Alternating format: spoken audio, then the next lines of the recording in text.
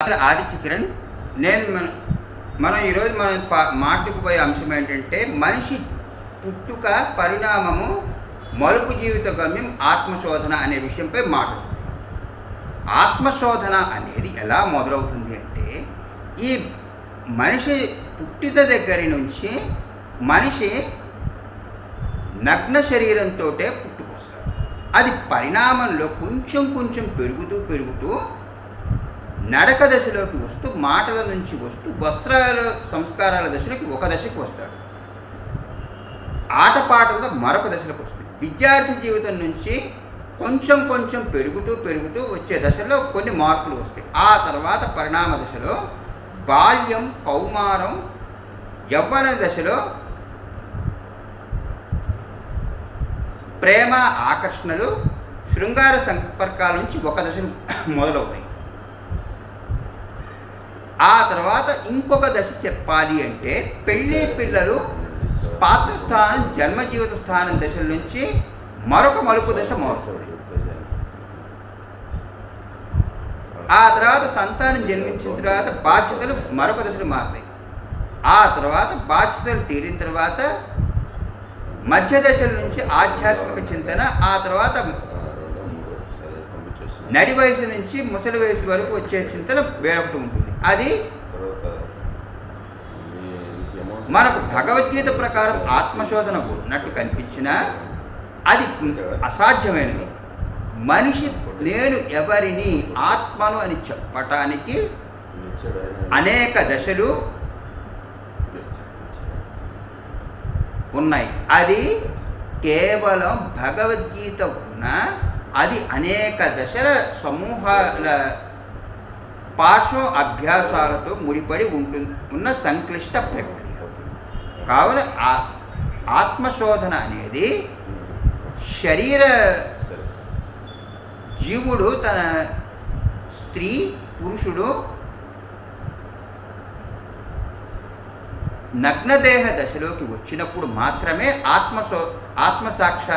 ఆత్మ దశలు ప్రవేశిస్తారు. అంతే తప్పితే భగవద్గీతలో వందలు పుంఖాలు అవతారాలు చదివినా దానివల్ల ఆత్మ అనే సాక్షాత్కారం అనేది లభించడం చాలా దుర్లభం అవుతుంది. అది కేవలం నగ్నదేహం మాత్రం ఉంటేనే అది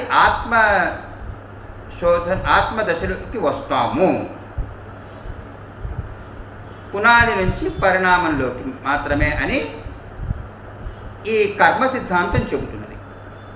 నగ్న శరీర దశ లేకుండా వస్త్ర శరీరం ఉంటే ఆత్మశోధన అనేది జరగదు అని మనం గుర్తు పెట్టుకోవాలి. ఏమంటారు?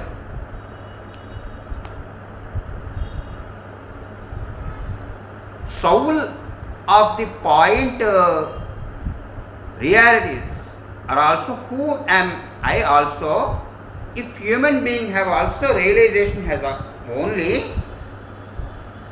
sexualized point of the organic process angle from the dick to the nude hernia of the point body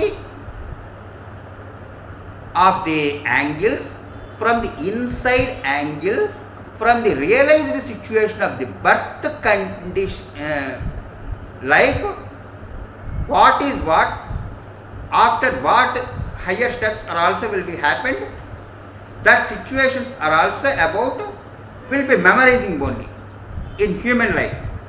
That was also soul self research.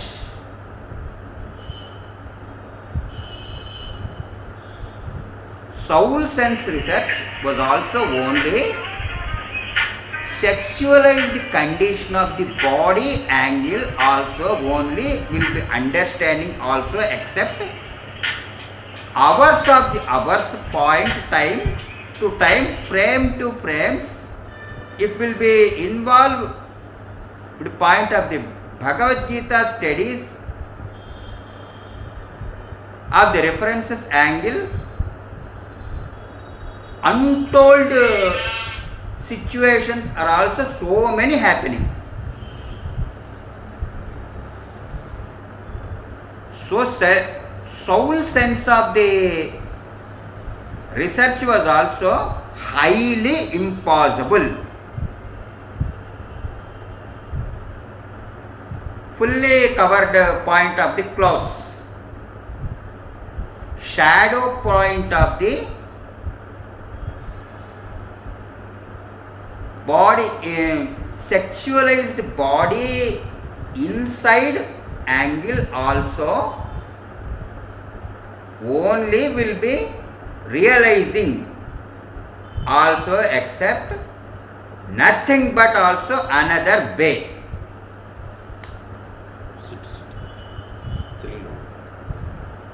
చెప్పేది యువత వారి యొక్క ఆశయం. యువతరం అనేది ఈనాడు 2000 సంవత్సరం యువతరంతో పోల్చి చూస్తే ఈ తరం యువత చాలా వేగంగానే ఉన్నారు. కాదే ఉచితాల కోసం యువతరం వేచి చూడట్లేదని మొన్న పవన్ కళ్యాణ్ చెప్పిన వ్యాఖ్యలు చాలా ప్రాముఖ్యత సంతరించుకున్నాయి. ఇది మనం తెలుసుకోవాల్సిన విషయం. ఇప్పుడు యువతరం అనేది ఇప్పుడు 2000 యువతరం కంటే చాలా వేగంగా ఉన్న యువతరం అని చెప్పి మనం అర్థం చేసుకోవాలి. ఇప్పటి యువతరానికి సరిపోయేంత ఉపాధి అవకాశాలు గవర్నమెంట్ కూడాను ఇప్పించాల్సిన పరిస్థితులు ఉన్నా కానీ ప్రైవేటు వ్యక్తులు ఆ స్థాయిలో చేయలేని పరిస్థితిలో ప్రొఫెషనల్ స్టడీస్ వాళ్ళకే చేస్తున్నారు తప్పితే బిలో యావరేజ్ వాళ్ళకి అసలు పట్టించుకోవట్లేదు. వ్యక్తి సంస్థలు ఈనాడు తమ సంకుచిత స్వార్థ విలాస దాహాలకి సామాజిక శాస్త్రం మేధావి విద్యావంతుల మానసిక బలహీనతను ఆసరాగా చేసుకొని డబ్బులు కోట్ల గుప్పించుకొని వాళ్ళు వ్యాపారాలు చేస్తున్నారు తప్పితే దేశ ఉద్ధరణ అనేది ఎక్కడా లేదు. దేశ ఉద్ధరణ ముసుగు పేరు చెప్పుకొని లాభసాటి వ్యాపారాలు చేసుకుని కార్లు బంగళాలు ఏర్పరచుకొని జీవితాన్ని అనుభవిస్తున్నారు తప్పితే అందరినీ కలుపుకొని సమస్థాయి అభివృద్ధి అనేది ఎక్కడా లేదు. తరాలు పెరిగి తరాలు నేలబడి స్వర్గం చేరిన గత జ్ఞాపకాల ఆసరాగా చేసుకొని ఇప్పటి వాళ్ళు వ్యక్తి సంస్థల వారసులమని చెప్పుకొని పెద్ద మనుషుల చలామణి అవుతూ కొత్త రకం వ్యాపారాలని నడిపిస్తున్నారు అని ఇప్పుడు అర్థం చేసుకోవాలి. కావున మనం వ్యక్తి సంస్థల్ని అవగాహన చేసుకోలేని బలహీనలు పూర్తి మానసిక రోగులు అని చెప్పి అసమర్థులు అని చెప్పి ముద్ర వెయ్యకూడదు. వాళ్ళు పక్క నుంచి పెడసరి బుద్ధి పోకూడదు. ఆర్థిక సాక్షరత పెంచుకునే ప్రమాదం కూడా దేశానికి ప్రపంచానికి చాలా పొంచి ఉంది. అది తెలుసుకొని బలహీనుల కోణంలో అసమర్థతను మాట్లాడేవాడు చాలా కటువుగాను జాగ్రత్తగాను వ్యవహరించాలి.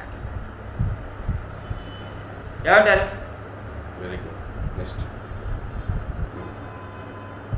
ఈనాడు విచ్ఛిన్న ఉపాధుల చుట్టూతో జీవితం నడుస్తుంది కానీ ఏకీకృత ఉపాధుల చుట్టూ జీవితం నడవటం లేదు భారతదేశంలో.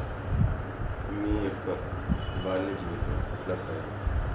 మా బాల్య జీవితం మొత్తం పుటక సంతానం అసమానతలని కళ్ళ ముందు కనిపిస్తున్న చిత్రం మాత్రమే. దాన్ని ఎవరూ ఇంకా చెప్పాల్సిన పనేం లేదు. ఏనాడు మా అమ్మ నేను పుట్టి 80లో మొదలు నాకంటే 10 ఏళ్ళ చిన్నవాళ్ళ వరుసల నుంచి పుట్టిన దగ్గర నుంచి నాకంటే 3 ఏళ్ళ చిన్నవాళ్ళ తల్లిదండ్రులతో ఏనాడు అటు ఆడపిల్లలు కానీ మగపిల్లలతో కానీ సమాన స్థాయి స్నేహం కానీ సమాన స్థాయి బాంధవ్యాలు లేవు. నాకంటే పెద్దవాళ్ళ వైపు వెనక వైపు ఆడపిల్లలు అటు మగపిల్లల వైపే స్నేహం చేసి గడిపింది తప్పితే నాకంటే చిన్నవాళ్ళ వైపు ఏనాడు గడపలేదు.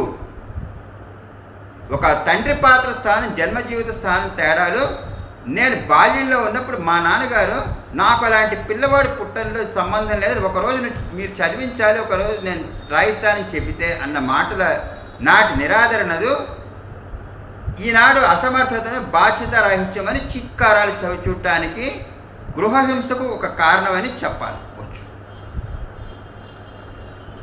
దానికి 3 వంతులు మా అక్క వాళ్ళ మామగారు పైకి అటు పెద్దవాళ్ళ వైపు సానుకూలంగా ఉంటూ మా కుటుంబ చరిత్ర వ్యవహారాలు కదుపు వ్యవహారాలు పాల్పడి ప్రశాంతంగా ఉన్న మా అమ్మ నాన్నల మీద ఉసిగొల్పాడు అత్యంత కిరాతకంగా. ఆనాడు కిరాతకంగా ఉసిగొల్పిన ఆనాటి రాక్షస హింస మా నాన్నగారికి ప్రాణగండానికి కారణం ఇది.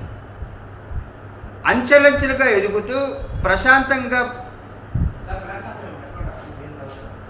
అనుభవించాల్సిన వృద్ధాప్య జీవితానికి ఒక అడ్డుపుల్ల జంతువుగా మారారు మా అక్క వాళ్ళ మామగారు. మీ పాత్రలో, మీ జీవితంలో మీ మామగారి పాత్ర విలన్ పాత్ర అని చెప్పేసి అనే సందేహాలు వచ్చినాయి, నిజమే అంటారు? అది నిజమే. మీరు మీ హీరోయిజాన్ని ఎందుకు ప్రదర్శించలేకపోయారు మీరు యంగ్ జనరేషన్ ఉన్నప్పుడు? కదుపు వ్యవహారాలు దక్షిణాది కోణంలో రెండు వైరుధ్య మాతృభాషల అంతరాలు చేరాయి. మీరు ఎందుకు మీ మామగారి మీద అలాగా చెప్తుంటారు? ప్రతిసారి కూడా చెప్తాను అంటుంటారు. అది ఎందుకంటే నాకు ఆయన అటు వెనక పెద్దవాళ్ళ వైపు సానుకూలంగా తప్పితే మా వైపు ఏనాడు సానుకూలంగా లేడారు.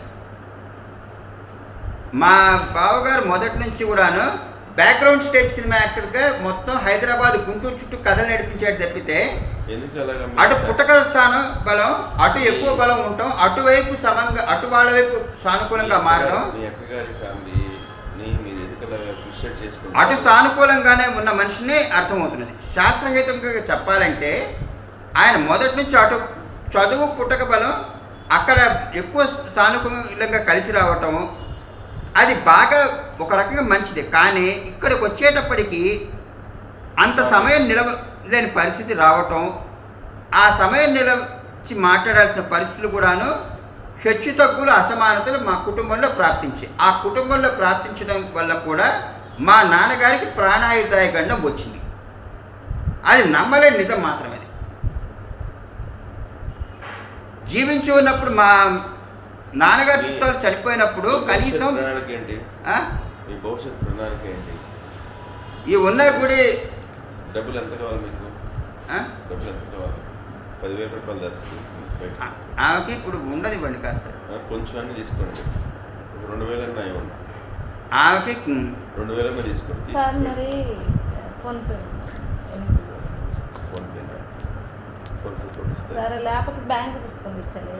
మా బావగారు తొలి నుంచి హైదరాబాద్ నగరం కేంద్రంగా చదువుకున్న మేధావి విద్యావంతుడిగానే పేరు ఉంది. కానీ అటు తూర్పుగోదావరి నుంచి వెళ్ళిన వలస ప్రభావం వల్ల ఇక్కడ అంత ప్రభావవంతమైన సమయం కేటాయించలేకపోవడం ఒక బలహీనమైన అంశంగా మారింది. అది దానికి ఎవరు ఏమి చేయలేము. 2 లక్షలకి 1,000 రూపాయలు 1000 రూపాయల కాడికి వడ్డీ తీసేసారు. అయ్యే ఇంకా ఉంటాయి కదా, అది కొన్ని అవి తీసారు. 1,000 రూపాయలు 2 లక్షలకి 2,000 ఇస్తే 8,000 బ్యాంకులో ఏమో 2 మంది కట్టాలి. 2 లక్షలు ఏమన్నా రాత్రి ఆనందం చేస్తూనే ఇప్పించేసి ఇంటికి. విచిత్ర విధి జీవిత పరిస్థితులు ప్రాప్తించాయి. దైవలీల కొన్ని అయితే 5వ తారీఖు ఇచ్చేటట్లు గట్టిగా చెప్పించేసాం ఆనందం. అంతర్గత కుటుంబ మహాభారతం అని చెప్పే కథగా చెప్పవచ్చు అని అర్థమైంది. మా అక్క వాళ్ళ మామగారు గర్భగుళ్ళ కోణల రహస్యాలు నేను సంధ్యావందనం చెప్పకపోయినా, నేను గొడుగు చెప్పని గొడుగుని సంధ్యావందనం చెప్పినట్టుగా తనలోనే కలగజేసుకొని చెడుని ఎక్కించి తప్పుదో పట్టించిన ఆనాటి ఉగ్రత్వం మా నాన్నగారి ప్రాణాయుధాయ గండానికి కారణమైంది.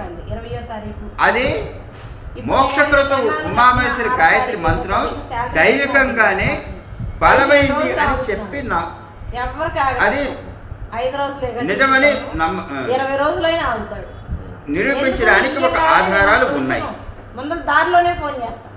అది చివరికి ఆలస్యం పెళ్లిళ్ళకి సుదూర దశలకు వచ్చి మలుపు దశలో మా భార్య వైపు నాన్నగారి వైపు చచ్చిపోయిన మామగారు నరసింహదాసు గారి ముందు నేను తలదించవలసిన పరిస్థితి. ఒక రకంగా చెప్పాలంటే వసుదేవుడు అంటే వాడే గాడి కింద కాళ్ళు పట్టుకున్నాడన్నట్టు నా పరిస్థితి అంతా చచ్చిపోయిన మా మామగారి ముందు జనవరి 1, 1990 తేదీ ముందు తలదించి దైవ సేవ ప్రారంభించిన తర్వాత అసలు కర్మబంధాలు తీరాయి అని ఇంకా మనం సారాంశం ఇంకా దీన్ని ముగిస్తాం. సురాయి పనే కదా, అదే మేస్త్రి పనే కదా చేసింది.